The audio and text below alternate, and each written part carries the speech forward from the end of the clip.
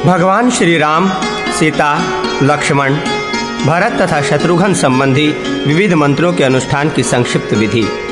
सनत कुमार जी कहते हैं, नारद, अब भगवान श्री राम के मंत्र बताए जाते हैं जो सिद्धि प्रदान करने वाले हैं और जिनकी उपासना से मनुष्य भवसागर के पार हो जाते हैं। सब उत्तम मंत्रों में वैष्णव मंत्र श्रेष्ठ बताया जाता है। गणेश, सूर्य, दुर्गा और शिव संबंधी मंत्रों की अपेक्षा वैष्णव मंत्र शीघ्र अभिष्ट सिद्ध करने वाला है। वैष्णव मंत्रों में भी राम मंत्रों के फल अधिक हैं।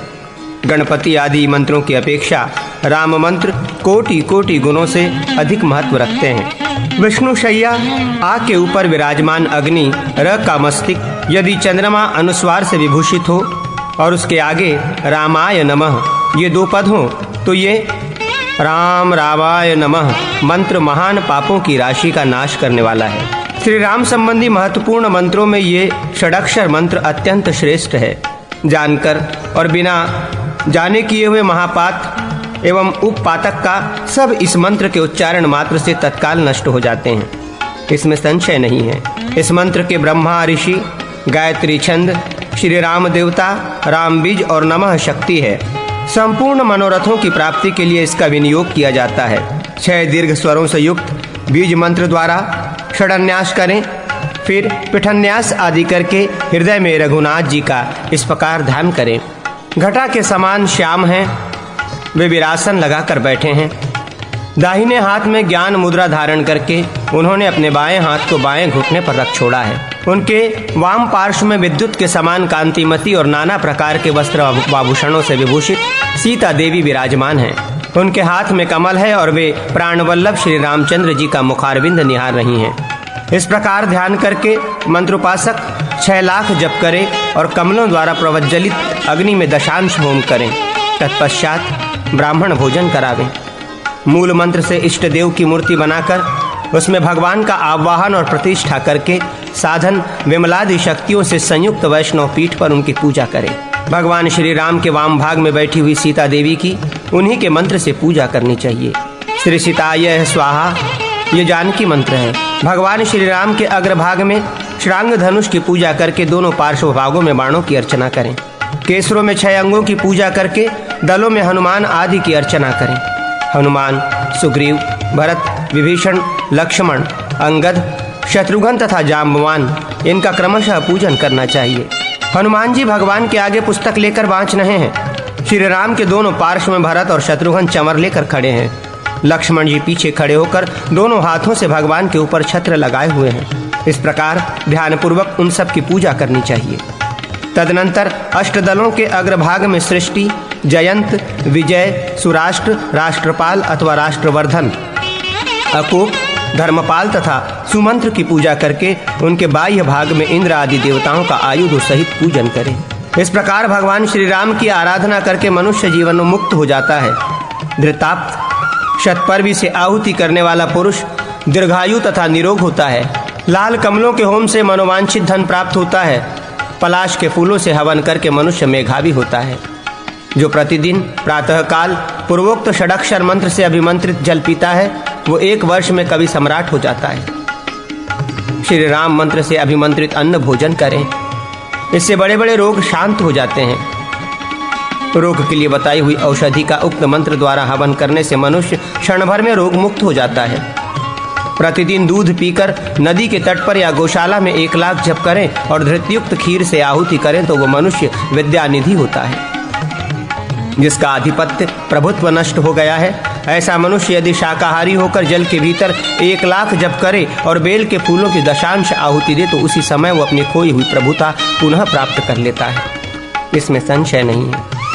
गंगा तट के समीप उपवास पूर्वक रहकर मनुष्य यदि 1 लाख जप करे और त्रिमधुयुक्त कमलों अथवा बेल के फूलों से दशांश आहुति करे तो लाज लक्ष्मी प्राप्त कर लेता है। मार्गशीर्ष मास में कंदमूल फल के आहार पर रहकर जल में खड़ा हो 1 लाख जप करे और प्रवज्जलित अग्नि में खीर से दशांश होम करे तो उस मनुष्य को भगवान श्री रामचंद्र जी के समान पुत्र एवं पौत्र प्राप्त होता है। इस मंत्र राज के और भी बहुत से प्रयोग हैं। पहले षटकोण बनावें, उसके बाह्य भाग में अष्टदल कमल अंकित करें, उसके भी बाह्य भाग में 12 कल अमल लिखें। छह कोणों में विद्वान पुरुष मंत्र के 6 अक्षरों का उल्लेख करे। अष्टदल कमल में भी प्रणव संपुष्टिक उक्त मंत्र के 8 अक्षरों का उल्लेख करे। द्वादश दल कमल में काम बीज क्लीं लिखें। मध्य भाग में मंत्र से आवृत नाम का उल्लेख करें। बाह्य भाग में सुदर्शन मंत्र से और दिशाओं में युग्म बीज राम श्रीम से यंत्र को आवृत करें। उसका भूमूर व्रज से सुशोभित हो, कोण करदप अंकुश पाश और भूमि से सुशोभित हो, ये यंत्र राज माना गया है। भोजपत्र पर अष्टगंध से ऊपर बताए हुए यंत्र लिखकर 6 कोणों के ऊपर दलों का आवेष्टन करें। अष्टदल कमल के केसरों में विद्वान पुरुष युग्म बीज से आवृत 2-2 स्वरों का उल्लेख करें। यंत्र के बाह्य भाग में मात्रिका वर्णों का उल्लेख करें। साथ ही प्राण प्रतिष्ठा का मंत्र भी लिखें। मंत्रोपासक किसी शुभ दिन को कंठ में, दाहिनी भुजा में अथवा मस्तक पर इस यंत्र को धारण करें। इससे वो संपूर्ण पातकों से मुक्त हो जाता है। स्वबीज राम काम क्लीं सत्यहिम वाक ऐं लक्ष्मी श्रीं तार ओम, इन 6 प्रकार के बीजों से पृथक पृथक जुड़ने पर 5 वर्णों का रामाय नमः मंत्र 6 भेदों से युक्त षडक्षर होता है। यथा राम रामाय नमः, क्लीं रामाय नमः, ह्रीं रामाय नमः इत्यादि। ये 6 प्रकार का षडक्षर मंत्र धर्म, अर्थ, काम, मोक्ष चारों फलों को देने वाला है। इन 6 के क्रमशः ब्रह्मा, सम्मोहन, सत्य, दक्षिणामूर्ति, अगस्त्य और श्री शिव ये ऋषि बताए गए हैं। इनका छंद गायत्री है। देवता श्री रामचंद्र जी है। आदि में लगे हुए राम क्लीं आदि बीज हैं और अंतिम नमः पद शक्ति है। मंत्र के 6 अक्षरों से षडंग न्यास करना चाहिए अथवा 6 दीर्घ स्वरों से युक्त बीजाक्षरों द्वारा न्यास करें। मंत्र के अक्षरों का पूर्ववत न्यास करना चाहिए। नीचे एक सुवर्ण का विशाल मंडप बना हुआ है। उसके भीतर पुष्पक विमान है। उस विमान में एक दिव्य सिंहासन बिछा हुआ है। उस पर अष्टदल कमल का आसन है, जिसके ऊपर इंद्रनील मणि के समान श्याम कांति वाले भगवान श्री रामचंद्र जी विरासन से बैठे हुए हैं। उनका दाहिना हाथ ज्ञान मुद्रा से सुशोभित है और बाएं हाथ को उन्होंने बाई जांघ पर रख छोड़ा है। भगवती सीता तथा सेवाव्रती लक्ष्मण उनकी सेवा में जुटे हुए हैं। वे सर्वव्यापी भगवान रत्नमय आभूषणों से विभूषित हैं। इस प्रकार ध्यान करके 6 अक्षरों की संख्या के अनुसार 6 लाख मंत्र जप करें अथवा क्लीं आदि से युक्त मंत्रों के साधन में जयाभ श्री हरि का चिंतन करें। पूजन तथा लौकिक प्रयोग सब पूर्वोक्त षडक्षर मंत्र के ही समान करने चाहिए। ओम रामचंद्राय नमः, ओम राम भद्राय नमः, ये 2 अष्टाक्षर मंत्र हैं। इनके अंत में भी ओम जोड़ दिया जाए तो ये 9 अक्षर हो जाते हैं। इनका सब पूजनादि कर्म मंत्रोपासक षडक्षर मंत्र की ही भांति करें। ओम जानकी वल्लभाय स्वाहा ये 10 अक्षरों वाला महामंत्र है। इसके वशिष्ठ ऋषि स्वराट छंद सीतापति देवता हैं। ओम बीज तथा स्वाहा शक्ति है। इन सब का यथास्थान न्यास करना चाहिए। क्लीं बीज से क्रमशः षडन्यास करें। मंत्र के 10 अक्षरों का क्रमशः मस्तक, ललाट, भ्रूमध्य, तालु, कंठ, हृदय, नाभि, पुरु, जानु और चरण इन 10 अंगों में न्यास करें। दिव्य अयोध्या नगर में रत्नों से चित्रित एक सुवर्णमय मंडप है, जिसमें मंदार के फूलों से चंदोवा बनाया गया है। उसमें तोरण लगे हुए हैं। उसके भीतर पुष्पक विमान पर एक दिव्य सिंहासन के ऊपर राघवेंद्र श्री राम बैठे हुए हैं। उस सुंदर विमान में एकत्र हो शुभ स्वरूप देवता, वानर, राक्षस और विनीत महर्षिगण भगवान की स्तुति और परिचर्या करें। श्री राघवेंद्र के वाम भाग में भगवती सीता विराजमान हो। उस वामांग की शोभा बढ़ाती है। भगवान का दाहिना भाग लक्ष्मण जी से सुशोभित है। श्री रघुनाथ जी की कांति श्याम है। उनका मुख प्रसन्न है तथा वे समस्त आभूषणों से विभूषित हैं। इस प्रकार ध्यान करके मंत्रोपासक एकाग्र चित्त हो 10 लाख जप करे। कमल पुष्पों द्वारा दशांश होम और पूजन षडक्षर मंत्र के समान है। रामाय धनुष्पाणाय स्वाहा ये 10 मंत्र है। इसके ब्रह्मा ऋषि हैं, विराट छंद है तथा राक्षस मर्दन श्री रामचंद्र जी देवता कहे गए। मंत्र का आदि अक्षर अर्थात रा ये बीज है और स्वाहा शक्ति है। बीज के द्वारा षडंगन्यास करें। वर्णन्यास, ध्यान, पुनश्चरणन तथा पूजन आदि कार्य 10 मंत्र के लिए पहले बताए अनुसार करें। इसके जप में धनुष बाण धारण करने वाले भगवान श्री राम का ध्यान करना चाहिए। तार ओम के पश्चात नमो भगवते रामचंद्राय अथवा रामभद्राय, ये 2 प्रकार के द्वादशाक्षर मंत्र हैं। इनके ऋषि और ध्यान आदि पूर्ववत है। श्री पूर्वक, जय पूर्वक तथा जय जय पूर्वक राम नाम है। ये श्री राम जय राम 13 अक्षरों का मंत्र है। श्री राम जय जय राम। इसके ब्रह्मा ऋषि विराट छंद तथा पाप राशि का नाश करने वाले भगवान श्री राम देवता कहे गए। इसके 3 पदों की 2-2 आवृत्ति करके षडंग न्यास करें। ध्यान पूजन आदि सब कार्य दशाक्षर मंत्र के समान करें। ओम नमो भगवते रामाय महापुरुषाय नमः, यह 18 अक्षरों का मंत्र है। इसके विश्वामित्र ऋषि, धृति छंद, श्री राम देवता, ओम बीज और नमः शक्ति हैं। मंत्र के 1, 2, 4, 3, 6 और 2 अक्षरों वाले पदों द्वारा एकाग्रचित्त हो षडंग न्यास करें। भगवान राघवेंद्र रावण को मारकर त्रिलोकी की रक्षा करके लौट रहे हैं। वे सीता और लक्ष्मण के साथ पुष्पक विमान में सिंहासन पर बैठे हैं। उनका मस्तक जटाओं के मुकुट से सुशोभित है। उनका वर्ण श्याम है और उन्होंने धनुष बाण धारण कर रखा है। उनकी विजय के उपलक्ष्य में निशान, पेटी, पटह, शंख, तुरही आदि की ध्वनियों के साथ साथ नृत्य आरंभ हो रहा है। चारों ओर जय जयकार तथा मंगल पाठ हो रहा है। चंदन, अगरू, कस्तूरी और कपूर आदि की मधुर गंध आ रही है। इस प्रकार ध्यान करके मंत्रोपासक मंत्र की अक्षर संख्या के अनुसार 18 लाख जप करे और धृत मिश्रित खीर की दशांश आहुति करके पूर्ववत पूजन करें। ये 35 अक्षरों का मंत्र है। बीजाक्षरों से विलग होने पर 32 अक्षरों का मंत्र होता है। यह अभीष्ट फल देने वाला है। इसके विश्वामित्र ऋषि, अनुष्टुप छंद, रामभद्र देवता, राम बीज और श्री शक्ति है।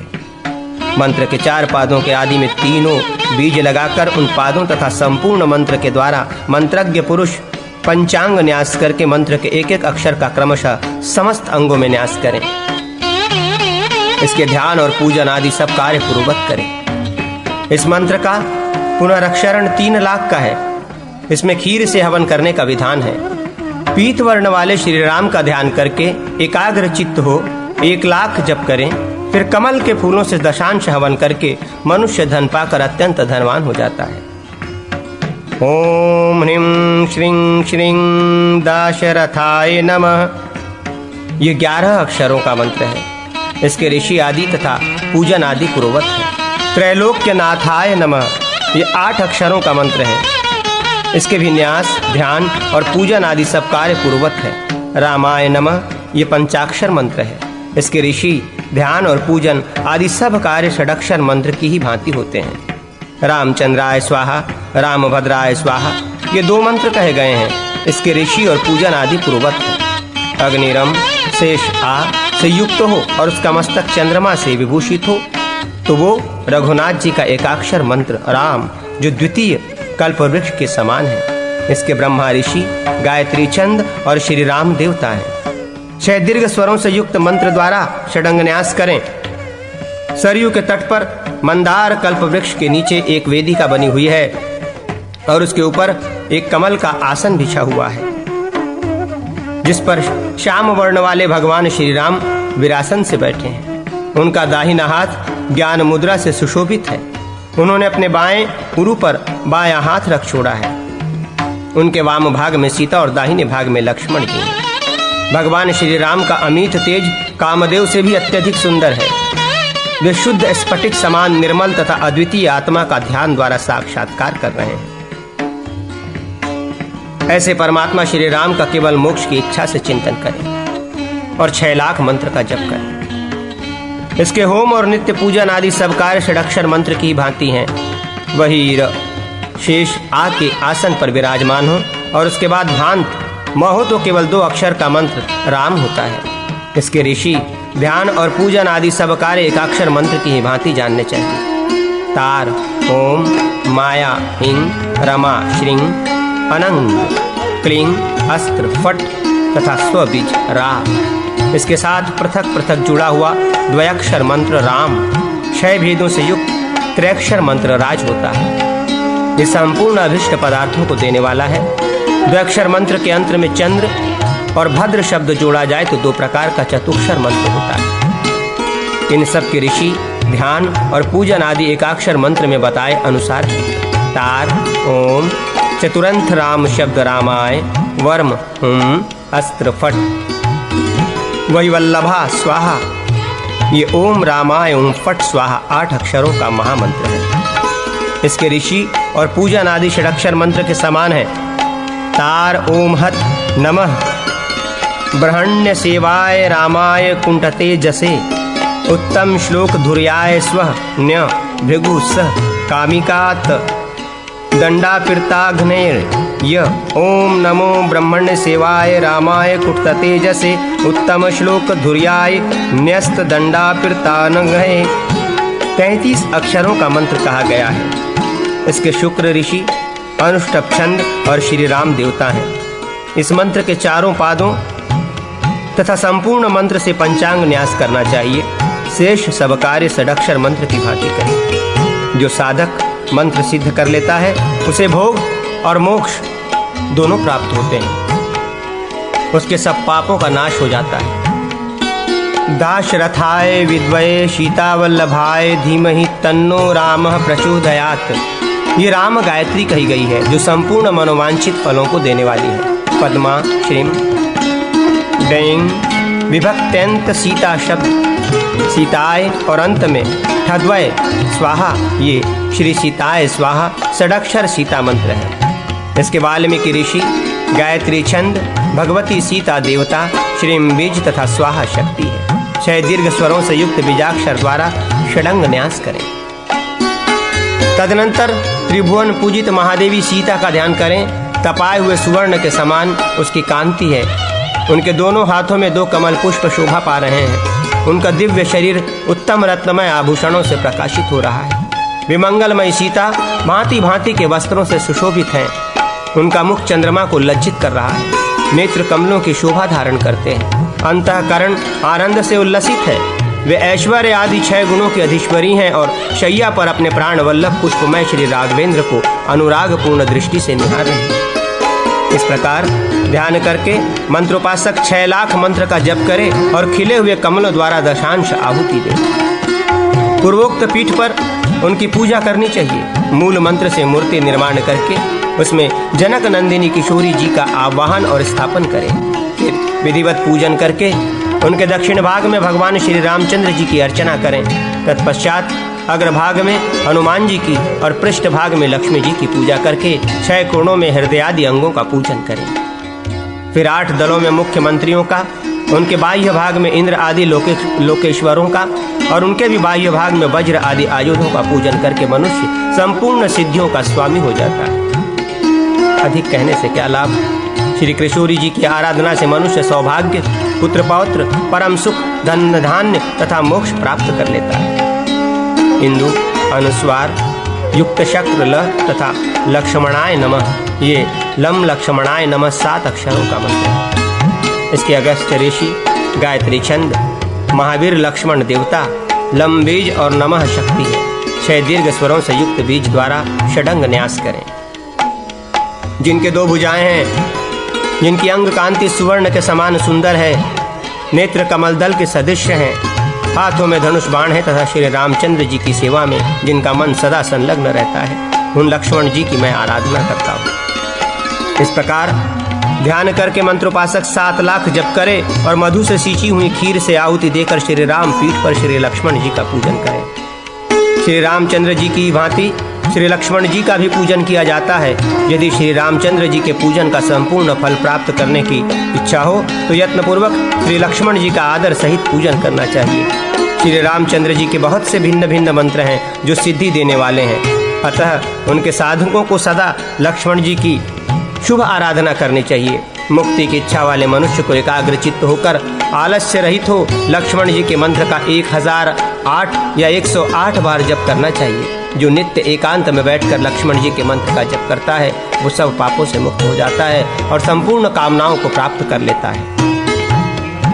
ये लक्ष्मण मंत्र जय प्रधान है, राज्य की प्राप्ति का एकमात्र साधन है। जो नित्य कर्म करके शुद्ध भाव से तीनों समय लक्ष्मण जी के मंत्र का जप करता है वो सब पापों से मुक्त हो भगवान विष्णु के परम पद को प्राप्त होता है। जो विधि पूर्वक मंत्र की दीक्षा लेकर सद्गुण से युक्त और पाप रहित हो अपने आचार का नियम पूर्वक पालन करता है, मन को वश में रखता है और घर में रहते हुए भी जितेंद्रिय होता है, यही लोक के भोगों की इच्छा न रखकर निष्काम भाव से भगवान लक्ष्मण का पूजन करता है, वो समस्त पुण्य पाप के समुदाय को दग्ध करके शुभचित्त हो जाओ, पुनरागमन के चक्कर में न पड़कर सनातन पद को प्राप्त होता है। सकाम भाव वाला पुरुष मनोवांछित वस्तुओं को पाकर और मन के अनुरूप भोगों का उपभोग करके दीर्घ काल तक पूर्व जन्मों की स्मृति से युक्त रहकर भगवान विष्णु के परम धाम में जाता है। निद्रा भ चंद्र अनुस्वार से युक्त हो, उसके बाद भर्ताय नमः ये 2 पद हो तो 7 अक्षर का मंत्र होता है। इस भम भर्ताय नमः मंत्र के ऋषि और पूजन आदि प्रोवत है। वक्ष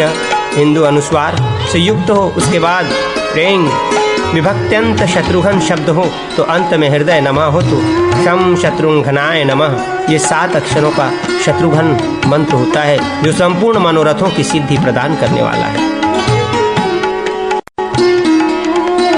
विविध मंत्रों द्वारा श्री हनुमान जी की उपासना, दीपदान विधि और कामनाशक भूत विद्रावण मंत्रों का वर्णन। सनत कुमार जी कहते हैं, विप्रवर अब मैं हनुमान जी के मंत्रों का वर्णन करता हूँ, जो समस्त अभिष्ट वस्तुओं को देने वाले हैं और जिनकी आराधना करके मनुष्य हनुमान जी के ही समान आचरण वाले हो जाते हैं। मनुस्वर औ तथा हिंदू अनुस्वार से युक्त गगन ह अर्थात होम ये प्रथम बीज है। ह स फ र और अनुस्वार ये भग ए से युक्त हो अर्थात हरस फे ये दूसरा बीज है। ख फ र ये भग ए और इंदु अनुस्वार से युक्त हो अर्थात प्रेम का ये तीसरा बीज कहा गया है। वियत ह भृगु स अग्नि र मनु औ और इंदु अनुस्वार इन सब का संयुक्त रूप हरस्नव ये चौथा बीज है। भग ए और चंद्र अनुस्वार से युक्त वियत ह भृगु स ख फ तथा अग्नि हो अर्थात हरस्नख में ये 5वां बीज है। मनु औ और इंदु अनुस्वार से युक्त ह स अर्थात हसौ ये 6ठा बीज है। तदनंतर डे विभक्तंत हनुमत शब्द हनुमते और अंत में हृदय नमः ये हों हरस्फे खफे हरस्नौ हसखफे हसौ हनुमते नमः 12 अक्षरों वाले महामंत्र राज कहा गया है। इस मंत्र के श्री रामचंद्र जी ऋषि हैं और जगत छंद कहा गया है। इसके देवता हनुमान जी हैं। हरसौ बीज है, हस्फ्रें शक्ति है। 6 बीजों से षडंग न्यास करना चाहिए। मस्तक, ललाट, दोनों नेत्र, मुख, कंठ, दोनों बाहु, हृदय, कुक्षी, नाभि, लिंग, दोनों जानू, दोनों चरण, इनके क्रमशः मंत्र के 12 अक्षरों का न्यास करें। 6 बीज और 2 पद इन 8 का क्रमशः मस्तक, ललाट, मुख, हृदय, नाभि, उरु, जंघा और चरणों में न्यास करें। तदनंतर अंजनी नंदन कपीश्वर हनुमान जी का इस प्रकार ध्यान करें। उदयकालीन करोड़ों सूर्यों के समान तेजस्वी हनुमान जी संपूर्ण जगत को शोभ में डालने की शक्ति रखते हैं। सिगुरेवादी प्रमुख वानर वीर उनका समादर करते हैं। वे राघवेंद्र श्री राम के चरणारविंदों के चिंतन में निरंतर संलग्न हैं और अपने सेहनाद से संपूर्ण राक्षसों को भयभीत करते हैं। ऐसे पवन कुमार हनुमान जी का भजन करना चाहिए। इस प्रकार ध्यान करके जितेंद्रिय पुरुष 12,000 मंत्र जप करे, फिर दही, दूध और घी मिलाए हुए धान की दशांश आहुति दे। पूर्वोक्त वैष्णव पीठ पर मूल मंत्र से मूर्ति की कल्पना करके उसमें हनुमान जी का आवाहन स्थापन पूर्वक पाद्यादि उपचार से पूजन करें। केसरु में हृदयादि अंगों की पूजा करके अष्टदल कमल के 8 दलों में हनुमान जी के निम्नांकित 8 नामों की पूजा करें। राम भक्त, महातेजा, कपिराज, महाबल, द्रोणाधिहारक, मेरु पीठार्चन कारक, दक्षिणाश भास्कर तथा सर्व विघ्न विनाशक, इस प्रकार नामों की पूजा करके दलों के अग्रभाग में क्रमशः सुग्रीव, अंगद, नील, जामवान, नल, सुषेण, द्विविध तथा मैंद की पूजा करें। तत्पश्चात लोकपालों तथा उनके वज्र आदि आयुधों की पूजा करें। ऐसा करने से मंत्र सिद्ध हो जाता है। जो मानव लगातार 10 दिनों तक रात में 900 मंत्र जप करता है उसके राजभय और शत्रु भय नष्ट हो जाते हैं। 108 बार मंत्र से अभिमंत्रित किया हुआ जल विष का नाश करने वाला होता है। भूत, अपस्मार, मिर्गी और कृत्या, मारण आदि के प्रयोग से ज्वर उत्पन्न हो तो उक्त मंत्र से अभिमंत्रित भस्म अथवा जल से क्रोधपूर्वक ज्वरग्रस्त पुरुष पर प्रहार करे। ऐसा करने पर वो मनुष्य 3 दिन में ज्वर से छूट जाता और सुख पाता है। हनुमान जी के उक्त मंत्र से अभिमंत्रित औषधि या जल खा पीकर मनुष्य सब रोगों को मार भगाता है और तत्क्षण सुखी हो जाता है। उक्त मंत्र से अभिमंत्रित भस्म को अपने अंगों में लगाकर अथवा उससे अभिमंत्रित जल को पीकर जो मंत्रोपासक युद्ध के लिए जाता है वो शस्त्रों के समुदाय से पीड़ित नहीं होता। किसी शस्त्र से कटकर घाव हुआ हो या फोड़ा फूट कर बहता हो, लूता, मकरी रोग फूटा हो, 3 बार मंत्र जप कर अभिमंत्रित किए हुए भस्म से उन पर स्पर्श कराते ही वे सभी घाव सूख जाते हैं। इसमें संशय नहीं। ईशान कोण में स्थित करंज नामक वृक्ष की जड़ ले आकर उसके द्वारा हनुमान जी की अंगूठे बराबर प्रतिमा बनावे, फिर उसमें प्राण प्रतिष्ठा करके सिंदूर आदि से उसकी पूजा करें। तत्पश्चात उस प्रतिमा का मुख घर की ओर करके मंत्रोच्चारण पूर्वक उसे दरवाजे पर गाड़ दें। उससे ग्रह, अभिचार, रोग, अग्नि, विष, चोर तथा राजा आदि के उपद्रव कभी उस घर में नहीं आते और वो घर दीर्घकाल तक प्रतिदिन धनपुत्र आदि से अभ्युदय को प्राप्त होता रहता है। विशुद्ध अंतःकरण वाला पुरुष अष्टमी या चतुर्दशी को मंगलवार या रविवार के दिन किसी तख्ते पर तैलयुक्त उड़द के बेसन से हनुमान जी की सुंदर तथा समस्त शुभ लक्षणों से सुशोभित एक प्रतिमा बनावे। वाम भाग में तेल का और दाहिने भाग में घी दीपक जलाकर फिर मंत्रज्ञ पुरुष मूल मंत्र से उक्त प्रतिमा में हनुमान जी का आवाहन करें। आवाहन के पश्चात प्राण प्रतिष्ठा करके उन्हें पाद्य, अर्घ्य आदि अर्पण करें। लाल चंदन, लाल फूल तथा सिंदूर आदि से उसकी पूजा करें। धूप और दीप देकर नैवेद्य निवेदन करें। मंत्रवेत्ता उपासक मूल मंत्र से पुआ, भात, साग, मिठाई, बड़े, पकौड़ी आदि भोज्य पदार्थों को धृत सहित समर्पित करके फिर 27 पान के पत्तों को 3-3 आवृत्ति मोड़कर उनके भीतर सुपारी आदि रखकर मुख शुद्धि के लिए मूल मंत्र से ही अर्पण करें। मंत्र साधक इस प्रकार भली भांति पूजा करके 1000 मंत्र का जप करे। तत्पश्चात विद्वान पुरुष कपूर की आरती करके नाना प्रकार से हनुमान जी की स्तुति करे और अपना अभिष्ट मनोरथ उनसे निवेदन करके विधि पूर्वक उनका विसर्जन करे। इसके बाद नैवेद्य लगाए हुए अन्न द्वारा 7 ब्राह्मणों को भोजन करावें और चढ़ाए हुए पान के पत्ते उन्हीं को बांट कर दे दे। विद्वान पुरुष अपनी शक्ति के अनुसार उन ब्राह्मणों को दक्षिणा भी देकर विदा करे। तत्पश्चात इष्ट बंधुजनों के साथ स्वयं भी मौन होकर भोजन करें। उस दिन पृथ्वी पर शयन और ब्रह्मचर्य का पालन करें। जो मानव इस प्रकार आराधना करता है वो कपीश्वर हनुमान जी के प्रसाद से शीघ्र ही संपूर्ण कामनाओं को अवश्य प्राप्त कर लेता है। भूमि पर हनुमान जी का चित्र अंकित करें और उसके अग्रभाग में मंत्र का उल्लेख करें। साथ ही साध्य वस्तु या व्यक्ति का द्वितीयांत नाम लिखकर उसके आगे विमोचय विमोचय लिखें। लिखकर उसे बाएं हाथ से मिटा दें। उसके बाद फिर लिखें। इस प्रकार 108 बार लिख कर उसे पुनः मिटावें। ऐसा करने पर महान कारागार से वो शीघ्र मुक्त हो जाता है। ज्वर में दुर्वा, गुरुचि, दही, दूध अथवा धृत से होम करें। शूल रोग होने पर करंज या वातारी, एरंड की समिधाओं को तैल में डुबोकर उसके द्वारा होम करें अथवा शेफालिका, सिंधुवार की तेल सिक्त समिधाओं से प्रयत्नपूर्वक होम करना चाहिए। सौभाग्य सिद्धि के लिए चंदन, कपूर, रोचना, इलायची और लवंग की आहुति दें। वस्त्र की प्राप्ति के लिए सुगंधित पुष्पों से हवन करें। विभिन्न धान्यों की प्राप्ति के लिए उन्हीं धान्यों से होम करना चाहिए। धान्य के होम से धान्य प्राप्त होता है और अन्न के होम से अन्न की वृद्धि होती है। तिल, घी, दूध और मधु की आहुति देने से गाय भैंस की वृद्धि होती है। अधिक कहने की क्या आवश्यकता है। विष और व्याधि के निवारण में, शांति कर्म में, भूत जनित भय और संकट में, युद्ध में दैवी क्षति प्राप्त होने पर, बंदर से छूटने में और महान वन में पड़ जाने पर आदि सभी ये सिद्ध किया हुआ मंत्र मनुष्य को निश्चित कल्याण प्राप्त करता है, प्रदान करता है। द्वादशाक्षर मंत्र में जो अंतिम 6 अक्षर हनुमते नमः, इनको और आदि बीज होम को छोड़कर शेष बचे हुए 5 बीजों का जो पंचाक्षर मंत्र बनता है वो संपूर्ण मनोरथों को पूर्ण करता है। इसके श्री रामचंद्र जी ऋषि गायत्री छंद और हनुमान देवता कहे गए हैं। संपूर्ण कामनाओं की प्राप्ति के लिए इसका विनियोग किया जाता है। इसके 5 बीजों तथा संपूर्ण मंत्र से षडंग न्यास करें।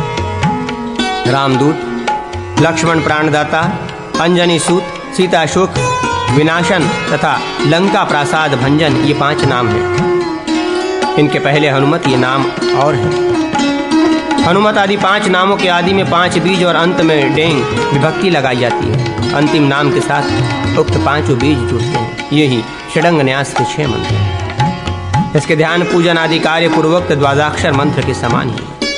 प्रणव, वाग्भो ऐं, पद्मा श्रीं, 3 दीर्घ स्वरों से युक्त माया बीज ह्रांग हिंग हंग तथा 5 ऊ ह्रस्वने ह्ने ह्रस्नो असखने हंसो, ये 11 अक्षरों का मंत्र संपूर्ण सिद्धियों को देने वाला है।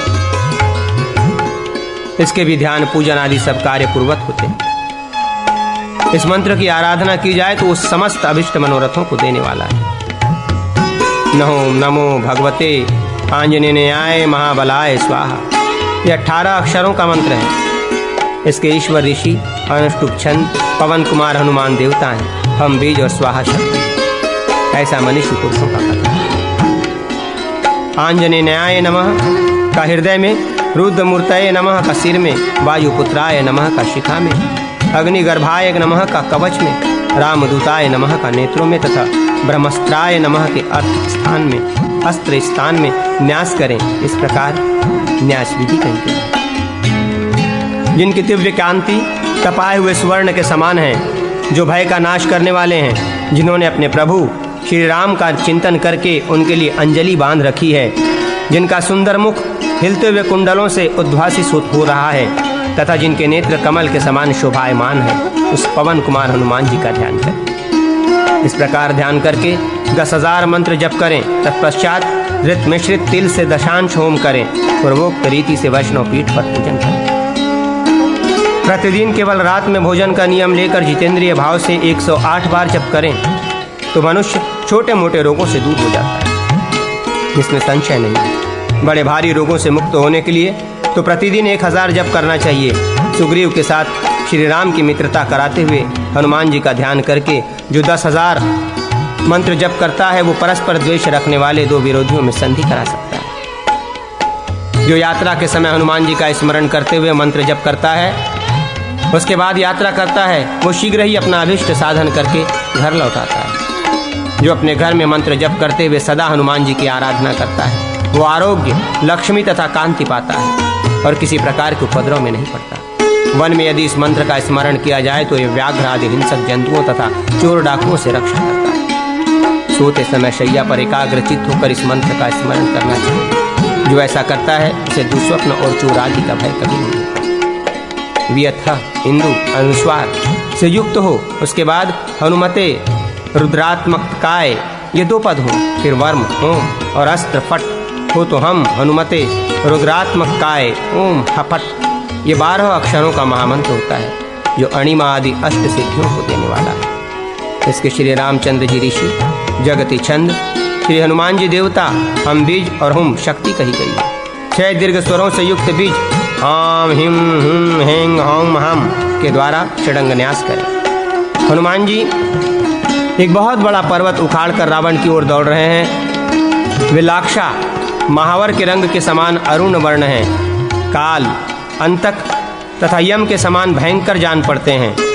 उनका तेज प्रज्वलित अग्नि के समान है। विजयशील तथा करोड़ों सूर्यों के समान तेजस्वी हैं। अंगद आदि महावीर उन्हें चारों ओर से घेर कर चलते हैं। वे साक्षात रुद्र स्वरूप हैं। भयंकर सिंहनाद करते हुए वे रावण से कहते हैं, अरे वो दुष्ट, युद्ध में खड़ा तो रहे। इस प्रकार शिवावतार भगवान हनुमान जी का ध्यान और पूजन करके 1,00,000 मंत्र का जप करें। तदनंतर दूध, दही, घी मिलाए हुए चावल से दशांश होम करें। विमलादि शक्तियों से युक्त पूर्वोक्त वैष्णव पीठ पर मूल मंत्र से मूर्ति कल्पना करके हनुमान जी की पूजा करनी चाहिए। एकमात्र ध्यान करने से भी मनुष्यों को सिद्धि प्राप्त होती है, इसमें संशय नहीं है। अब मैं लोकहित की इच्छा से इस मंत्र का साधन बतलाता हूँ। हनुमान जी का साधन पुण्यमय है। वो बड़े बड़े पातकों का नाश करने वाला है। ये लोक में अत्यंत गुह्यतम रहस्य है और शीघ्र उत्तम सिद्धि प्रदान करने वाला है। इसके प्रसाद से मंत्र साधक पुरुष तीनों लोकों में विजयी होता है। प्रातः काल स्नान करके नदी के तट पर कुशासन पर बैठे और मूल मंत्र से प्राणायाम तथा षडंग न्यास सब कार्य करें। फिर सीता सहित भगवान श्री रामचंद्र जी का ध्यान करके उन्हें 8 बार पुष्पांजलि अर्पित करें। तत्पश्चात घिसे हुए लाल चंदन से उसी के शलाका द्वारा ताम्र पात्र में अष्टदल कमल लिखें। कमल की कर्णिका में मंत्र लिखें, उसमें कपीश्वर हनुमान जी का आह्वान करें। मूल मंत्र से मूर्ति निर्माण करके ध्यान तथा आह्वान पूर्वक पाद्य आदि उपचार अर्पण करें। गंध, पुष्प आदि सब सामग्री मूल मंत्र से ही निवेदन करके कमल के केसरों में 6 अंगों, हृदय, सिर, शिखा, कवच, नेत्र तथा अस्त्र का पूजन करके 8 दलों में सुग्रीव आदि का पूजन करें। सुग्रीव, लक्ष्मण, अंगद, नल, नील, जाम्बवान, कुमुद और केसरी का एक एक दल में पूजन करना चाहिए। तदनंतर इंद्र आदि दिक्पालों तथा वज्र आदि आयुधों का पूजन करें। इस प्रकार मंत्र सिद्ध होने पर मंत्रोपासक पुरुष अपनी अभिष्ट कामनाओं को सिद्ध कर सकता है। नदी के तट पर, किसी वन में, पर्वत पर अथवा कहीं भी एकांत प्रदेश में श्रेष्ठ साधक भूमि ग्रहण पूर्वक साधन प्रारंभ करें। आहार, श्वास, वाणी और इंद्रियों पर संयम रखें। दिग्बंध आदि करके न्यास और ध्यान आदि का सम्यक संपादन करने के पश्चात पुरोवत पूजन करके उक्त मंत्र राज का 1 लाख जप करें। 1 लाख जप पूर्ण हो जाने पर दूसरे दिन सवेरे साधक महान पूजन करें। उस दिन एकाग्र चित्त से पवन नंदन हनुमान जी का सम्यक ध्यान करके दिन रात जप में लगा रहे। तब तक जप करता रहे जब तक दर्शन न हो जाए। साधक को सुदीर्ण जानकर आधी रात के समय पवन नंदन हनुमान जी अत्यंत प्रसन्न हो उसके सामने जाते हैं। कपीश्वर हनुमान जी उस साधक को इच्छानुसार वर देते हैं। वर पाकर वो श्रेष्ठ साधक अपनी मौज से इधर उधर विचरता रहता है। ये पुण्यमय साधन देवताओं के लिए भी दुर्लभ है, क्योंकि गूढ़ रहस्य रूप है। मैंने संपूर्ण लोगों के हित की इच्छा से इसे यहाँ प्रकाशित किया है। इसी प्रकार साधक अपने लिए हितकर अन्य अनन्यान्य प्रयोगों का भी अनुष्ठान करें। इंदु अनुस्वार युक्त वियत ह अर्थात हम के पश्चात डें विभक्त्यंत पवन नंदन शब्द हो और अंत में वही प्रिया स्वाहा हो तो हम पवन नंदनाय स्वाहा, ये 10 अक्षर का मंत्र होता है जो संपूर्ण कामनाओं को देने वाला है। इसके ऋषि आदि भी पहले बताए अनुसार है। षडंग न्यास भी पूर्वक करना चाहिए। लंका की रणभूमि में महावीर लक्ष्मण को गिरा देख हनुमान जी तुरंत उठ खड़े हुए हैं। वे हृदय में महान क्रोध भरकर एवं विशाल एवं भारी पर्वत को उठाने तथा रावण को मार गिराने के लिए वेग से दौड़ पड़े हैं। उनका तेज करोड़ों सूर्यों की प्रभा को लज्जित कर रहा है। वे ब्रह्मांड व्यापी भयंकर एवं विराट शरीर धारण करके दर्परूप हुंकार से तीनों लोकों को कंपित किए देते हैं। इस प्रकार युद्ध भूमि में हनुमान जी का चिंतन करना है। ध्यान के पश्चात विद्वान साधक 1 लाख जप और पूर्वत दशांश होम करें। इस मंत्र का भी विधिवत पूजन पहले जैसा ही बताया गया है। इस प्रकार मंत्र सिद्ध होने पर मंत्रोपासक अपना हित साधन कर सकता है। श्रेष्ठ मंत्र का साधन भी गोपनीय रहस्य ही है। सब तंत्रों में इसे अत्यंत गौप्य बताया गया है। इसका उपदेश हर एक को नहीं देना चाहिए। ब्रह्म मुहूर्त में उठकर शौचादि नित्य कर्म करके पवित्र हो नदी के तट पर जाकर तीर्थ के आवाहन पूर्वक स्नान करें। स्नान के समय 8 बार मूल मंत्र की आवृत्ति करें। तत्पश्चात 12 बार मंत्र पढ़कर अपने ऊपर जल छिड़कें। इस प्रकार स्नान, संध्या, तर्पण आदि करके गंगा जी के तट पर, पर्वत पर अथवा वन में भूमि ग्रहण पूर्वक अकरादि स्वर वर्णों का उच्चारण करके पूरक क से लेकर म तक के 5 वर्ग के अक्षरों से कुंभक तथा य से लेकर अवशेष वर्णों का उच्चारण करके रेचक करना चाहिए। इस प्रकार प्राणायाम करके भूत शुद्धि से लेकर पिठन्यास तक के सब कार्य करें। फिर पूर्वोक्त रीति से कपीश्वर हनुमान जी का ध्यान और पूजन करके उनके आगे बैठकर साधक प्रतिदिन आदर पूर्वक 10,000 मंत्र जप करें। 7वें दिन विशेष रूप से पूजन करें। उस दिन मंत्र साधक एकाग्र चित्त से दिन रात जप करें। रात के 3 पहर बीत जाने पर चौथे पहर में महान भय दिखाकर कपीश्वर पवन नंदन हनुमान जी अवश्य साधक के सम्मुख पधारते हैं और उसे अभिष्ट वर देते हैं। साधक अपने रुचि के अनुसार विद्या, धन, राज्य अथवा विजय तत्काल प्राप्त कर लेता है। ये सर्वथा सत्य है, इसमें संशय का लेश भी नहीं। वो ये लोक में संपूर्ण कामनाओं का उपभोग करके अंत में मोक्ष प्राप्त कर लेता है। सदोज्जात ओ सहित 2 वायु य यो हनुमंत का उच्चारण करें। फिर फल के अंत में फ तथा नेत्र ई युक्त क्रिया ल एवं कामी का त का उच्चारण करें। तत्पश्चात धगधगित बोलकर आयुराश पद का उच्चारण करें। तदनंतर लोहित प तथा रुडाह का उच्चारण करना चाहिए। इस पूरा मंत्र इस प्रकार है। ओम यो यो हनुमंत फल फलित धगधगित आयुषराय परुडाह। ये 25 अक्षर का मंत्र है। इसके भी ऋषि आदि पूर्वोक्त ही हैं। प्लीहारोग दूर करने वाले वानरराज हनुमान जी इसके देवता कहे गए हैं। प्लीहारोग से युक्त पेट पर पान का पत्ता रखे, उनके ऊपर 8 पर्व लपेटा हुआ वस्त्र रखकर उसे ढक दे। तत्पश्चात श्रेष्ठ साधक हनुमान जी का स्मरण करके उस वस्त्र के ऊपर एक बांस का टुकड़ा डाल दे। इसके बाद बेर के वृक्ष की लकड़ी से बनी हुई छड़ी लेकर उसे जंगली पत्थर से प्रकट हुई आग में मंत्र से 7 बार तपा दें। फिर उसी छड़ी से पेट पर रखे हुए बांस के टुकड़े पर 7 बार प्रहार करें। इससे मनुष्य का प्लीहा रोग अवश्य ही नष्ट हो जाता है। एक मंत्र है। इसके ईश्वर ऋषि अनुष्टुप चंद, श्रृंखला मोचक पवन पुत्र हनुमान देवता हैं। हम बीज और स्वाहा शक्ति। बंधन से छूटने के लिए इसका विनियोग किया जाता है। 6 दीर्घ स्वर तथा रेफयुक्त बीज मंत्र से षडंग न्यास करें। बाएं हाथ में बैरियों की विदीर्ण करने वाला पर्वत तथा दाएं हाथ में विशुद्ध टंक धारण करने वाले सुवर्ण के समान कांतिमान कुंडल मंडित वानरराज हनुमान जी का ध्यान करें। इस प्रकार ध्यान करके 1 लाख मंत्र का जप तथा आम्र पल्लव से दशांश होम करें। विद्वानों ने इसके पूजन आदि की विधि पूर्ववत बताई है। महान कारागार में पड़ा हुआ मनुष्य 10,000 जप करे, इससे वो कारागार से मुक्त हो अवश्य सुख का भागी होता है। अब मैं बंधन से छुड़ाने वाले शुभ हनुमत मंत्र का वर्णन करता हूँ। अष्टदल के कमल के भीतर षटकोण बनावें। उसकी कर्णिका में साध्य पुरुष का नाम लिखें। 6 कोणों में ओम आंजनेयाय का उल्लेख करें। 8 दलों में ओम वातु वातु लिखें। गोरोचन और कुमकुम से ये मंत्र लिखकर मस्तक पर धारण करके बंधन से छूटने के लिए उक्त मंत्र का 10,000 जप करें। इस मंत्र को प्रतिदिन मिट्टी पर लिखकर मंत्रज्ञ पुरुष दाहिने हाथ से मिटावे। 12 बार लिखने और मिटाने से मंत्राराधक महान कारागार से छुटकारा पा जाता है। गगन ह नेत्र ई युक्त ज्वलन र अर्थात हरिपद के पश्चात 2 बार मरकट शब्द बोलकर शेष आ सहित तोय व अर्थात वा का उच्चारण करके मकर शब्द पद बोले। फिर परिमुंचति मुंचति श्रृंखलिलाम का उच्चारण करें। परिमुंचति मुंचति श्रृंखलिलाम श्रृंखलिलाम परिमुंचति परिमुंचति श्रृंखलिलकाम श्रृंखलिकाम परिमुंचति परिमुंचति श्रृंखलिकाम का उच्चारण करें। लास्ट वाला सही है सर। पूरा मंत्र इस प्रकार है। हरिमरकट मरकट वाम करे परिमुंचति मुंचति श्रृंखलिकाम।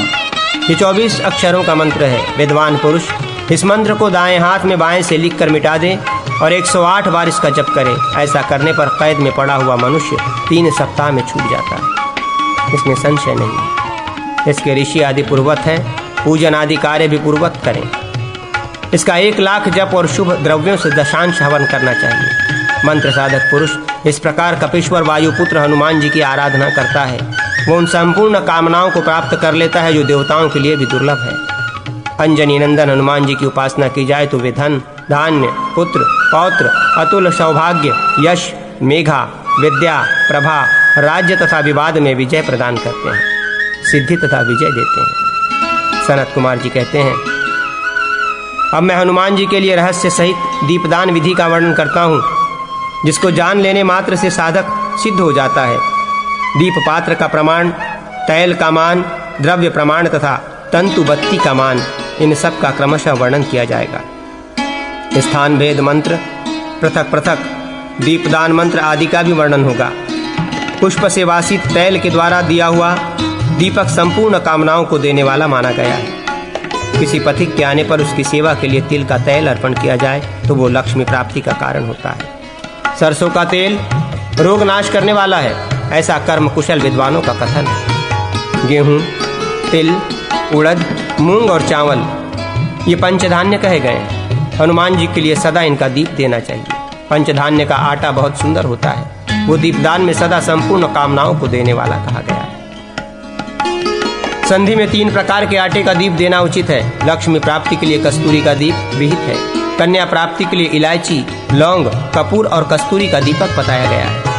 सख्य संपादन करने के लिए भी इन्हीं वस्तुओं का दीप देना चाहिए। इन सब वस्तुओं के न मिलने पर पंचधान्य श्रेष्ठ माना गया है। 8 मुट्ठी का एक किंचित होता है, 8 किंचित का एक पुष्कल होता है, 4 पुष्का का एक आढ़क बताया गया है, 4 आढ़क का द्रोण और 4 द्रोण की खारी होती है। 4 खारी को प्रस्थ कहते हैं, अथवा यहाँ दूसरे प्रकार से मान बताया जाता है। 2 पल का एक प्रसत होता है, 2 प्रसत का कुड़व माना गया है, 4 कुड़व का एक प्रस्थ और 4 प्रस्थ का आढ़क, 4 आढ़क का द्रोण और 4 द्रोण की खारी होती है। इस क्रम से षटकर्मोपयोगी पात्र में ये मान समझने चाहिए। 5, 7 तथा 9 ये क्रमशः दीपक के प्रमाण हैं। सुगंधित तेल से जलने वाले दीपक का कोई मान नहीं है, उसका मान अपनी रुचि के अनुसार ही माना गया है। तैलों के नित्य पात्र में केवल बत्ती का विशेष नियम होता है। सोमवार को धान्य लेकर उसे जल में डुबोकर रखें, फिर प्रमाण के अनुसार कुमारी कन्या के हाथ से उसको पिसाना चाहिए। पिसे हुए को शुद्ध पात्र में रखकर नदी के जल से उसकी पिंडी बनानी चाहिए। उसी से शुद्ध एवं एकाग्रचित्त होकर दीप पात्र बनावे।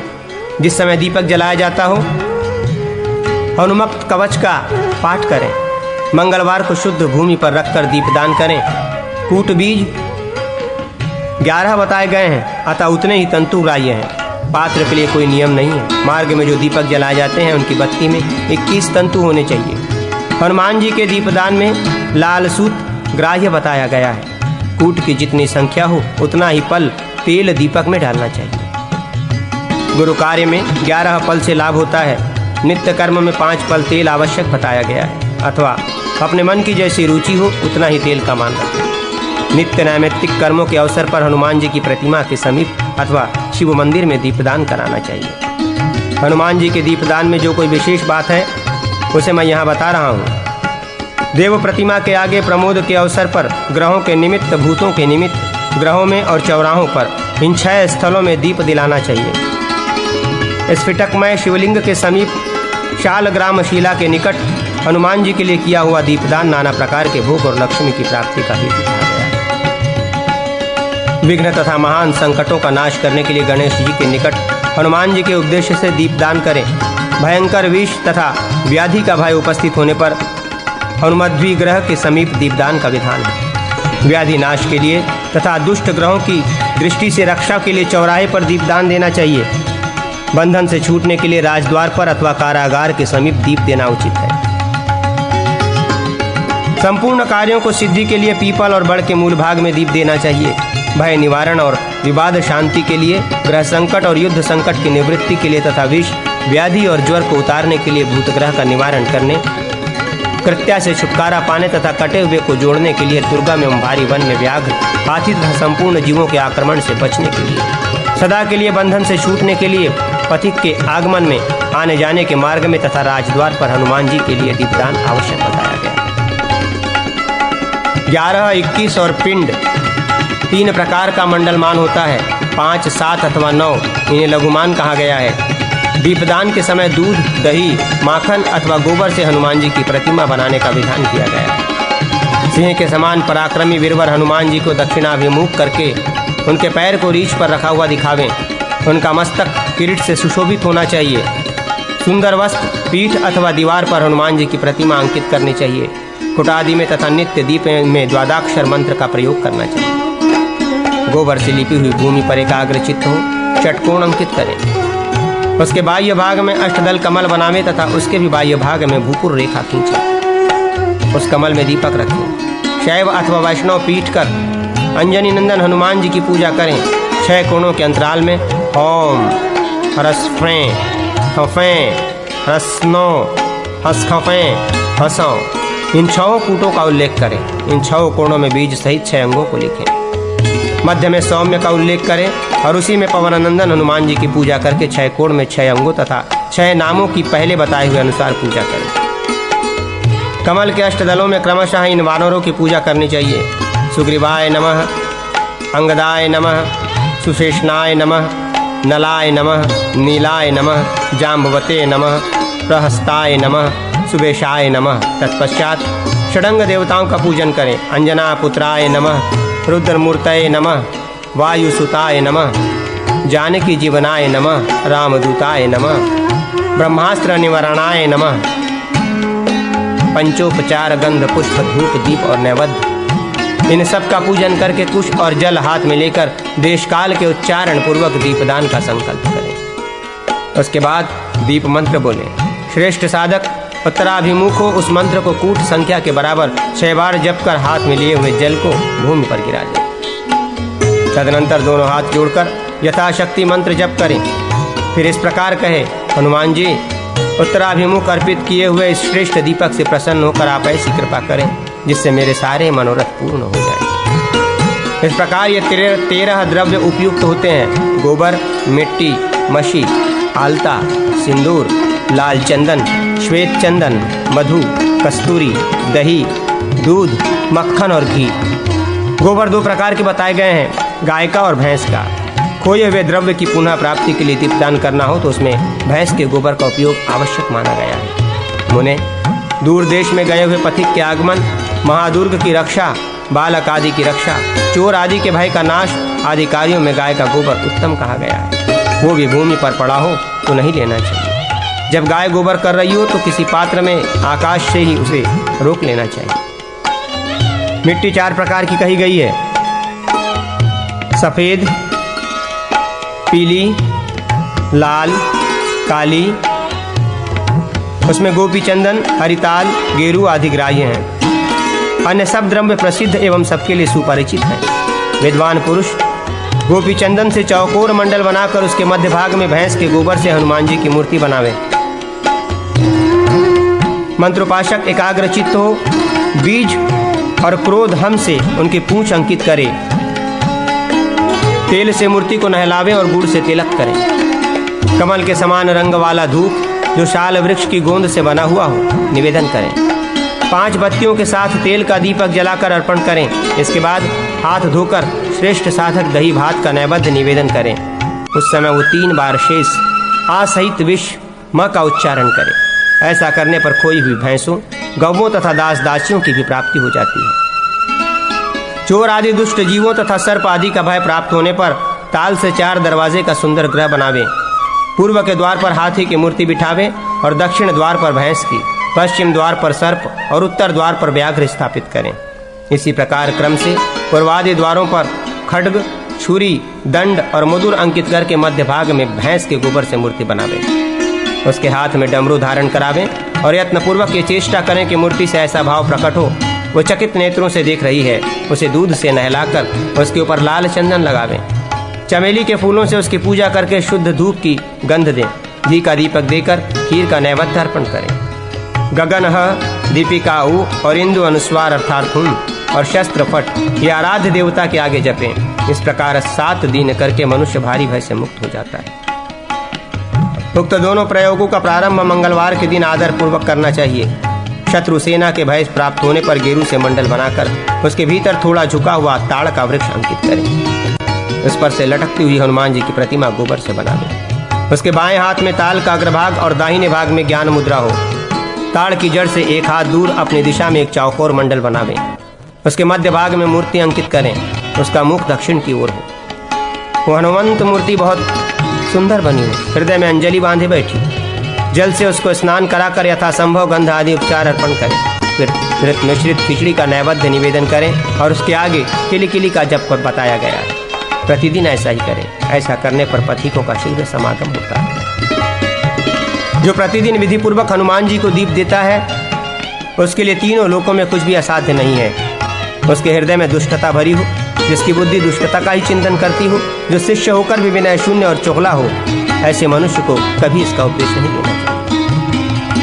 कृतज्ञ को कदापि इस रहस्य का उपदेश न दे। जिसके शील स्वभाव की भली भांति परीक्षा कर ली गई हो उस साधु पुरुष को ही इसका उपदेश देना चाहिए। अब मैं तत्व ज्ञान प्रदान करने वाले दूसरे मंत्र का वर्णन करूंगा। तार, ओम नमो हनुमते इतना कहकर 3 बार जाठर म का उच्चारण करें। फिर दनशोभम कहकर 2 बार सनहर क्रियापद बोलें। उसके बाद आत्मतत्वम बोलकर 2 बार प्रकाश्य का उच्चारण करें। इसके बाद वर्म, ओम, अस्त्र फट और वही जाया स्वाहा का उच्चारण करें। पूरा मंत्र यों है। ओम नमो हनुमते ममम मदम शोभम सनहर सनहर आत्मतत्वम प्रकाशय प्रकाशय ओम फट स्वाहा। ये 36 अक्षरों का मंत्र है। इसके वशिष्ठ मुनि अनुष्टप छंद और हनुमान देवता हैं। 7-7, 6, 4, 8 और 4 मंत्राक्षरों द्वारा षडंग न्यास करके कपीश्वर हनुमान जी का इस प्रकार ध्यान करें। हनुमान जी का बायां हाथ घुटने पर रखा हुआ है, दाहिना हाथ ज्ञान मुद्रा में स्थित हो हृदय से लगा है। वे आध्यात्म तत्व का चिंतन करते हुए कदली वन में बैठे हुए हैं। उनकी कांति उदयकाल के कोटि कोटि सूर्यों के समान है। ऐसे ज्ञानदाता श्री हनुमान जी का ध्यान करना चाहिए। इस प्रकार ध्यान करके 1 लाख जप करें और धृत सहित तिल की दशांश आहुति दें। फिर पूर्वोक्त पीठ पर पूर्ववत प्रभु हनुमान जी का पूजन करें। ये मंत्र जप किए जाने पर निश्चय ही काम विकारक का नाश करता है और साधक कपीश्वर हनुमान जी के प्रसाद से तत्व ज्ञान प्राप्त कर लेता है। अब मैं भूत भगाने वाले दूसरे उत्कृष्ट मंत्र का वर्णन करता हूँ। ओम श्री महाअंजनाय पवन पुत्र वेशाय वेशय श्री हनुमते फट। ये 25 अक्षर का मंत्र है। इस मंत्र के ब्रह्मा ऋषि, गायत्री चंद, हनुमान देवता, श्री बीज और फट शक्ति कही गई है। 6 दीर्घ स्वरों से युक्त बीज द्वारा षडंग न्यास करें। जिसका मुख लाल और शरीर सुवर्णगिरी के सदृश क्रांतिमान है, जो पारिजात कल्पवृक्ष के नीचे उसके मूल भाग में बैठे हुए हैं, उन अंजनी नंदन हनुमान जी का श्रेष्ठ साधक चिंतन करें। इस प्रकार ध्यान करके 1 लाख जप करें और मधु, घी एवं शक्कर मिलाए हुए तिल से दशांश होम करें। विद्वान पुरुष पूर्वोक्त पीठ पर पूर्वोक्त रीति से पूजन करें। मंत्र उपासक इस मंत्र द्वारा यदि ग्रहग्रस्त पुरुष को झाड़ दे तो वो ग्रह चीखता चिल्लाता हुआ उस पुरुष को छूकर भाग जाता है। इन मंत्रों को सदा गुप्त रखना चाहिए। जहाँ तहाँ सबके सामने इन्हें प्रकाश में नहीं लाना चाहिए। खूब जांचे बुझे हुए शिष्य को अथवा अपने पुत्र को इसका उपदेश करना चाहिए।